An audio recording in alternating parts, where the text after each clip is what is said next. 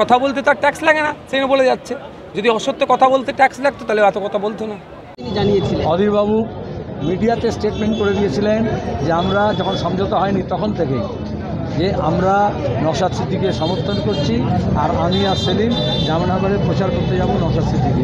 এটা রেকর্ডে আছে, তোমাদের স্টুডিওতে তুমি আর্কাইভে পেয়ে যাবে। এখন বাংলার মানুষ তো ওদের রস তো আগেই বের করে নিয়েছে 2021 সালে। একজনও প্রতিনিধি বিধানসভাতে পাঠাতে পারেনি। আর এবারে যে নির্বাচন হচ্ছে, এই নির্বাচনে এই যে আঁকমারাই যে দুটোই মেশিন হচ্ছে অকেজ, অধীর এবং সেলিম দুজনেই হারবে এবং এই দু জায়গাতেই তৃণমূল কংগ্রেসের প্রার্থী জিত। ওনাকেই জিজ্ঞাসা করবেন নওশাদ সিদ্দিকী ওনাদের সাথে কতবার বসেছে এবং জিনিসটাকে মিনিমাইজ করার জন্য, জোটটাকে এগিয়ে নিয়ে যাওয়ার জন্য নওশাদ সিদ্দিকী লিবারের ভূমিকা পালন করেছে। ভলিবল আমি যেহেতু প্লেয়ার, লিবারের শব্দটা এই জন্যই বললাম। লিবারও হচ্ছে সবথেকে কঠিন কাজ। ওপোনেন্ট থেকে যত অ্যাটাক করবে লিবারোকে সবথেকে ভালো দিতে হবে। একটু ভুল বল খারাপ হলে সেটারের হাতে না গেলে সবাই মিলে খেঁচাখেঁচি করি আমরা। তো লিবারোর ভূমিকা পালন করেছি, তাও হয়নি। শেষে দেখছি যে এই বাংলাকে বাঁচাতে হবে। বিজেপি তৃণমূলের হাত থেকে বাংলাকে বাঁচাতে গেলে নিজে এখন ইউনিভার্সাল হয়ে গেছি। নিজে লিবারো, সেটার, অ্যাটাকার, ব্লকার ইউনিভার্সাল হয়ে গেছি আমি এখন। আমাকে তো অনেক সময় মানুষ ধরছেন আমি প্রার্থী, আমি তো আর সব বলতে পারি না, কিন্তু আমি আমার মতো করে বলার চেষ্টা করেছি যে এই যে ছড়িয়ে দেওয়া হয়েছে সব দোষ বিমান বসু, বিমানবাবুর দোষ নয়। আজকে আমাদের নেতা সেলিমদা তিনি এই গোটা প্রক্রিয়ার অংশ ছিলেন। কে শর্ত দেবে সেই শর্ত মেনে আমাকে দল তো চলে না। আমরা তো কোনো দলের শাখা সংগঠন নয়, বা কোনো ফ্রন্টের মধ্যে তো এই লেফট ফ্রন্টের মধ্যে তো আইএসএফ নয়। আইএসএফের কোন প্রার্থী কোথায় দাঁড়াবে সেটা আইএসএফের রাজ্য কমিটি ডিসাইড। যখন আইএসএফ তৈরি হয়েছিল অনেকে সমালোচনা করেছিল অনেকভাবে।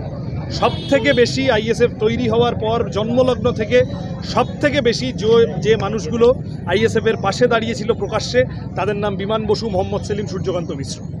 ফলত আজকে যা বলা হচ্ছে ভাঙড়ের মানুষের কাছে, তার সত্যতা ভাঙড়ের মানুষ নিজেরা যাচাই করবেন, বিচার করবেন। মোহাম্মদ সেলিম আমাদের নেতা, তিনি এই গোটা প্রক্রিয়ার অংশ ছিলেন। তিনি এই সমস্ত কথা, আমাদের কথাগুলো বলেছেন। বিজেপি তৃণমূলের বিরুদ্ধে লড়াই করার জন্য সর্বোচ্চ আমরা রেডি আছি।